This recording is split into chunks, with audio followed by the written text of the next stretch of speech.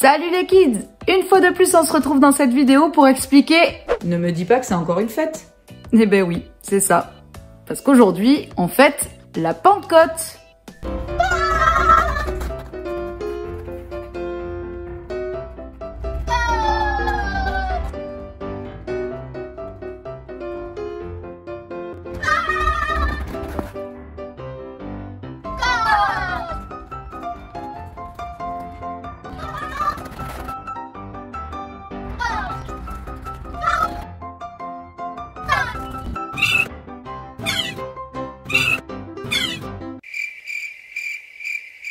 Bon alors, sérieusement, c'est quoi la Pentecôte?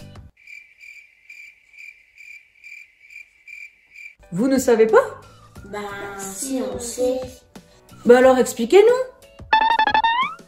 Allez, s'il vous plaît, on est nombreux à vouloir savoir ce que c'est. Ça va pas? Non. On peut pas expliquer ça à de nombreuses personnes. Pourquoi vous dites ça? Mais non, on est trop timide et on est trop petit. Et en plus, c'est pour les adultes, ça. T'es d'accord avec eux, toi? Je peux comprendre. C'est compliqué et ça même pour des adultes d'oser parler comme ça. Mais heureusement, nous savons tous où chercher pour savoir ce qu'est la Pentecôte.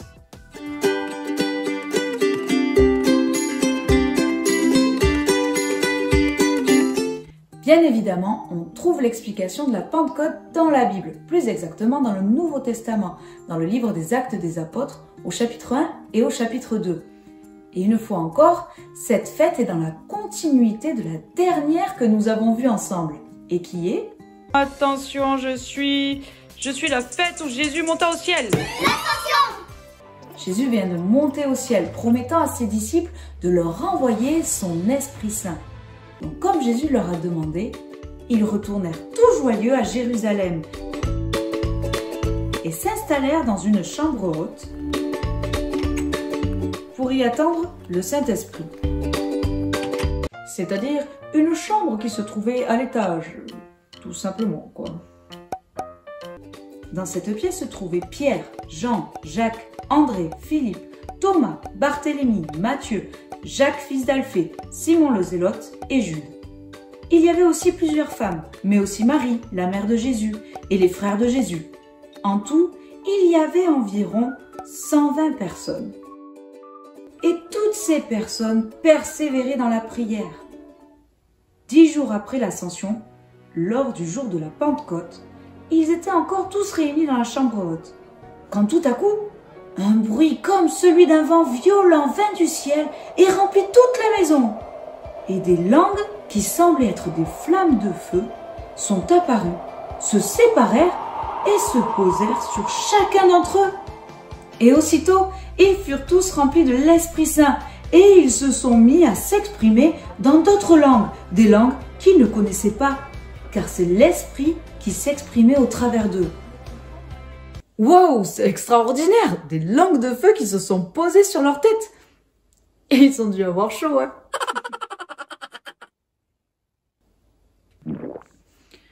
Ok, je sors. Non mais en fait, c'est cool hein, de savoir parler d'un seul coup une langue que tu ne connaissais pas il y a 5 minutes. Mais à quoi ça sert?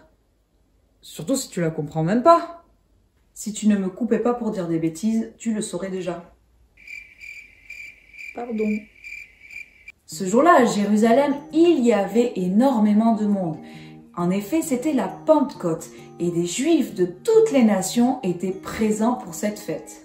En entendant tout ce bruit, ils se rassemblèrent en nombre, étonnés et admiratifs, parce que des Galiléens étaient en train de s'exprimer dans leur langue, annonçant les grandes choses que Dieu a faites.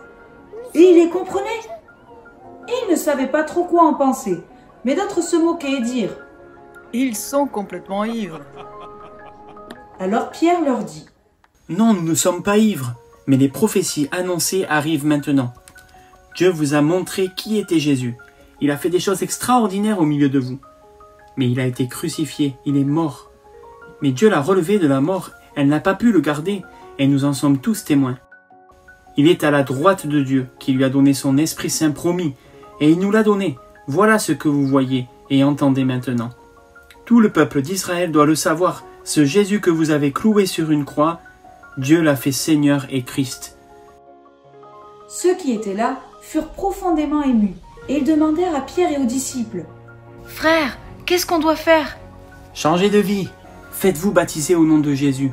Dieu vous pardonnera vos péchés et il vous donnera l'Esprit Saint, car cette promesse est pour vous, pour vos enfants et pour tous ceux que Dieu appellera. » Et ce jour-là, environ 3000 personnes se sont fait baptiser parce qu'elles ont cru les paroles de Pierre.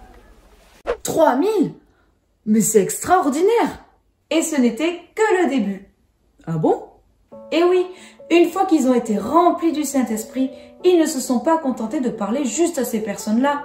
Non, ils ont continué de parler de Jésus à toutes les personnes qu'ils ont croisées. Oui, mais bon, c'est pas déjà ce qu'ils faisaient du temps de Jésus? Donc ça leur servait à quoi d'avoir reçu le Saint-Esprit?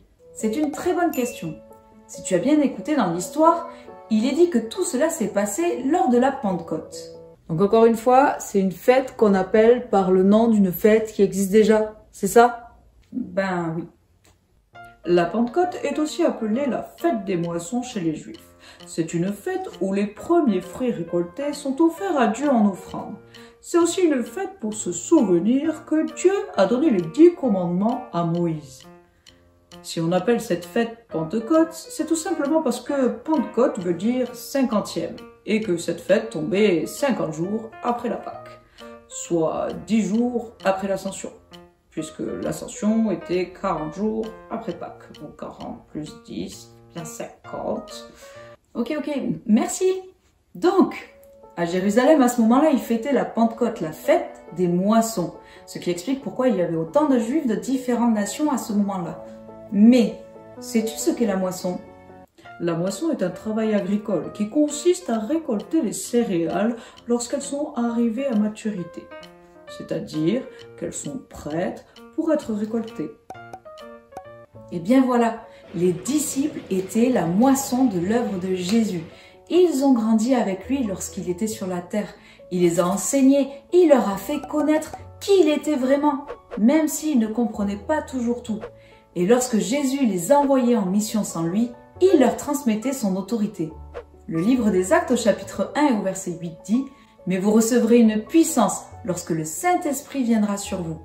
Et vous serez mes témoins à Jérusalem, dans toute la Judée, dans la Samarie et jusqu'aux extrémités de la terre. » Et dans Jean au chapitre 14 et au verset 26, il est dit « Celui qui doit vous venir en aide, le Saint-Esprit que le Père enverra en mon nom, vous enseignera toutes choses et vous rappellera tout ce que je vous ai dit. » Donc maintenant que Jésus n'est plus physiquement avec eux, Dieu le Père leur a envoyé en son nom et les a remplis de son Saint-Esprit afin que son autorité et sa puissance soient en permanence avec eux.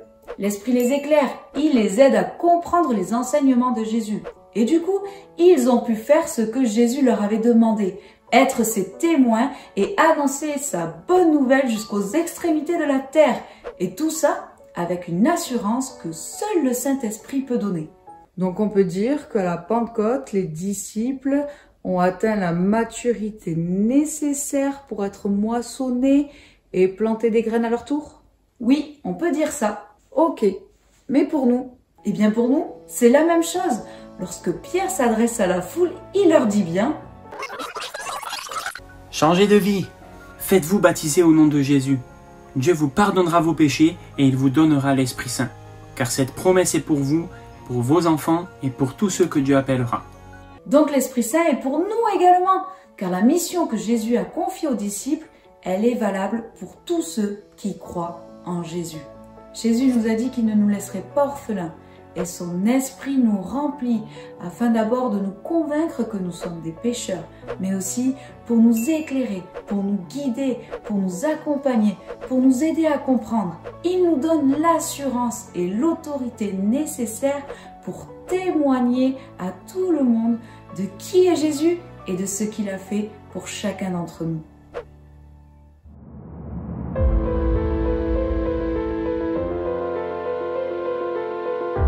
Mais vous recevrez une puissance lorsque le Saint-Esprit viendra sur vous.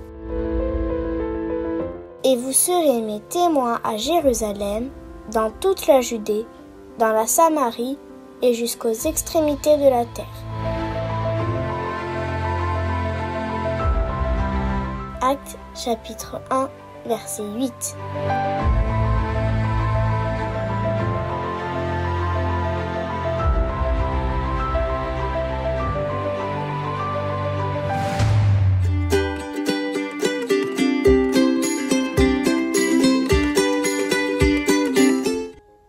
Pendant le ministère de Jésus sur la terre, Pierre était un homme instable.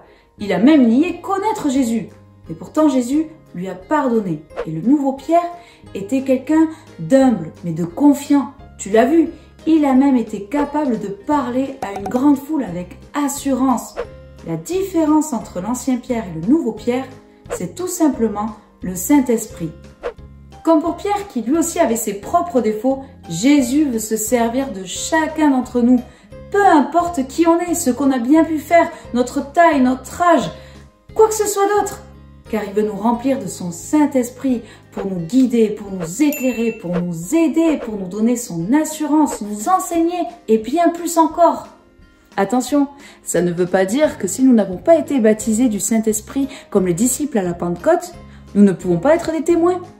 Mais le Saint-Esprit est une aide précieuse pour cette mission, alors il faut le désirer de tout notre cœur. Voilà, nous arrivons à la fin de cette vidéo, mais aussi de notre série sur l'explication des fêtes. J'espère que vous avez bien compris pourquoi ces jours sont si particuliers pour nous. Allez, je vous dis à bientôt, que Dieu vous bénisse et surtout, bonne fête de la Pentecôte! Bon, ok, on va vous expliquer. À vous tous qui êtes si nombreux, à vouloir savoir, et c'est Lina qui va vous expliquer.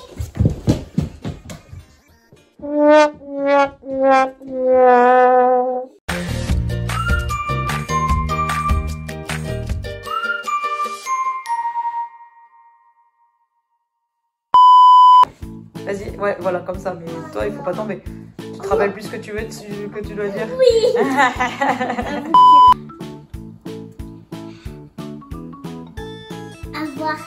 À vouloir savoir. Ouais, bon, là, par contre, il faut pas que tu le dises, ça. Non, bougez-vous, parce que sinon, ça va se voir, la coupure. D'accord? Allez, donc, à vouloir savoir. Encore! La Théo, encore! Attendez, il y a votre frère, on a oublié la Théo. Mais non!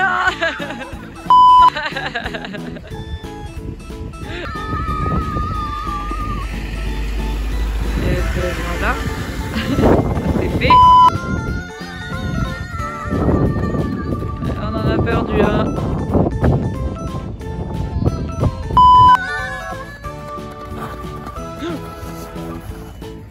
Tous remplis de l'Esprit Saint. Ils furent tous. C'est pas possible.